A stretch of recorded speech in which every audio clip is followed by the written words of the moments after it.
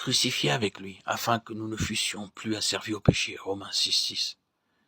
Étant réconciliés avec Dieu par la mort de son Fils, combien plus serons-nous sauvés par sa vie?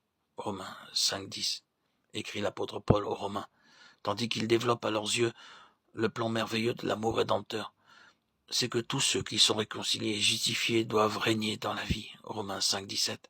Autrefois, le péché régnait sur eux. Maintenant, la grâce doit régner par Jésus-Christ. Quelqu'un demandera peut-être, continuerons-nous à pécher pour que Dieu manifeste sa grâce abondante? Romains 6:1. Certes non, proteste énergiquement l'apôtre. La mort de Christ, ce pardon consenti, cette grâce abondante donnée gratuitement ne saurait en aucune façon s'allier au péché. Il est vrai que Dieu fait grâce aux pécheurs à cause de Christ, mais en Jésus nous sommes morts au péché. Comment donc y vivrions-nous encore? Romains 6:2. À mesure qu'il expose aux Romains le message qu'il a directement reçu du Seigneur, l'apôtre Paul devient de plus en plus véhément et s'exprime avec une émotion grandissante.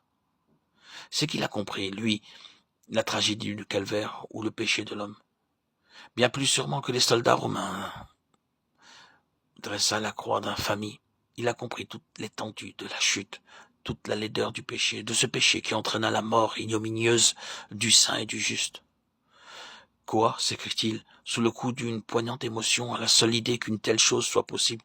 Quoi, nous continuerions à pécher lorsque Christ est mort? Et de quelle mort? Pour nous soustraire à l'esclavage du péché? Non, certes, le péché a abondé, mais la grâce surabonde et peut briser les chaînes du pécheur. Et il expose de façon si lumineuse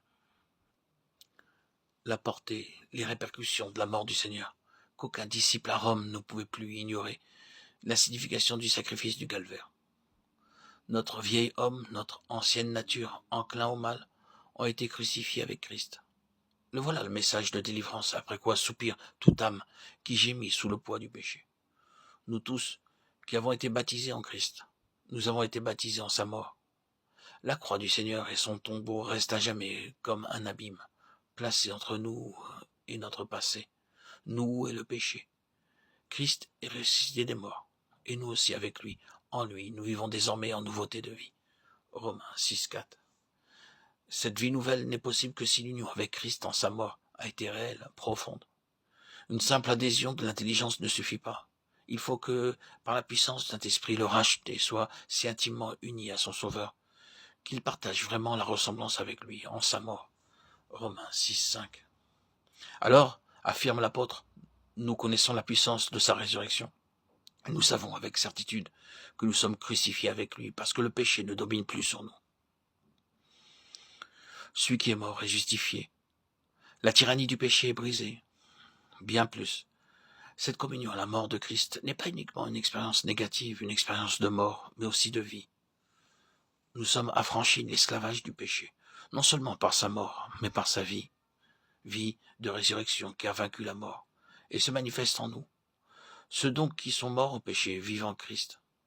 La vie de Christ, ne rencontrant plus d'obstacles, se communique à eux comme celle du cep au sarment. Une vie nouvelle, une vie divine, une vie en Dieu. Vie féconde, vie de victoire, vie triomphante où l'on règne. Voilà l'aboutissement, les résultats ultimes du calvaire. Car si Christ est mort, il est mort pour le péché.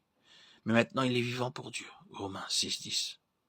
Vous donc aussi considérez que vous êtes mort au péché, refusez qu'il domine sur vous d'aucune manière, et vivez pour Dieu en Jésus-Christ. Demeurant en Christ qui est notre vie, nous devons régner dans la vie par lui, notre Seigneur.